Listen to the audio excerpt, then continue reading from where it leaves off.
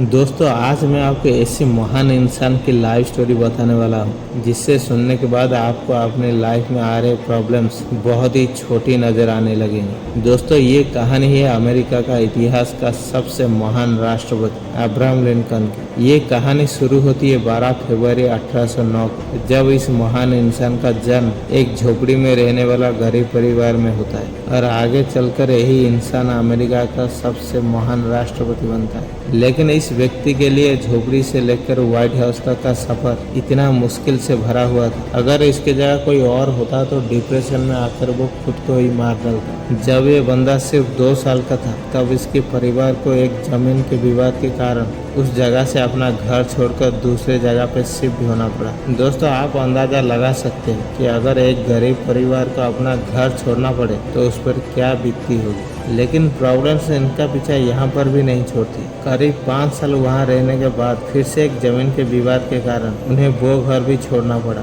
और उस वक्त अब्राहम लिंकन की उम्र सिर्फ 7 साल थी। उस जगह को छोड़ने के बाद वो और उनके परिवार एक नदी के किनारे रहने लगे जहाँ पर लिंकन के पिता खेती भी करने लगे। दोस्तों यहाँ तक तो फिर भी ठीक था, लेकिन जब ये बंदा 9 साल का था तब एक बीमारी की वजह से इनकी माँ की डेथ हो गई और यहाँ पे शुरू होता है उनकी लाइफ में वो दौर जहाँ पर कमजोर लोग टूटकर बिखर जाते। इस बंदे को किताब पढ़ने का बहुत ही शौक था। ये बंदा पढ़ना तो चाहता था लेकिन अपने पिता की क्रूर स्वभाव की वजह से सिर्फ कुछ ही दिन ही स्कूल जा पाए। इसके पिता चाहते थे कि ये उनकी काम में हाथ बटाए। उसके बाद इस बंदे ने खुद की एक नाव बनाई और लोगों का सामान एक किनारे दूसरे किनारे तक ले जाने का काम करने लगा और बचे हुए समय में लोगों की खेत में काम करके पैसा कमाने लगा। कई दिनों तक काम करने के बाद उस बंदे को एक दुकान में नौकरी मिल गई और वहाँ पर काम करते करते उस बंदे ने खुद की दम पर लॉ की पढ़ाई की। कुछ दिन के बाद उस गाँव में उसको एक पोस्ट मास्टर की जॉब मिल गई। कई दिनों तक पोस्ट मास्टर की जॉब करने के बाद वहाँ के लोगों की परेशानी को देखते हुए उसने राजनीति में आने का सोचा और उस बंदे ने विधायक का चुनाव भी लड़ा, लेकिन बुरी तरह से हार गया। साथ ही पोस्ट मास्टर की जॉब छोड़ने की वजह से पैसे भी खत्म हो चुके थे। जिस लड़की से वो शादी करना चाहते थे वो एक बीमारी की वजह से उसकी भी डेथ हो गई। सब कुछ इस बंदे के खिलाफ चल रहा था। ये बंदा इतना डिप्रेशन में चला गया कि अपने आप को चाकू और छुरी से दूर रखने लगा, इसलिए कि वो खुद को ही मार ना दे। लेकिन वो बंदा अपने दोस्त की मदद से एक बार फिर से विधायक की चुनाव लड़ा और इस बार जीत गए। साथ ही वो बंदे ने जो लॉ की पढ़ाई की थी उसकी वजह से वो गरीब लोगों की केस फ्री में लड़ने लगा और करीब 20 साल तक वकालत की। लेकिन दोस्तों परेशानी अभी भी खत्म नहीं हुई। जिंदगी एक के बाद एक थप्पड़ मार रही थी। 1842 में इस बंदे ने शादी की।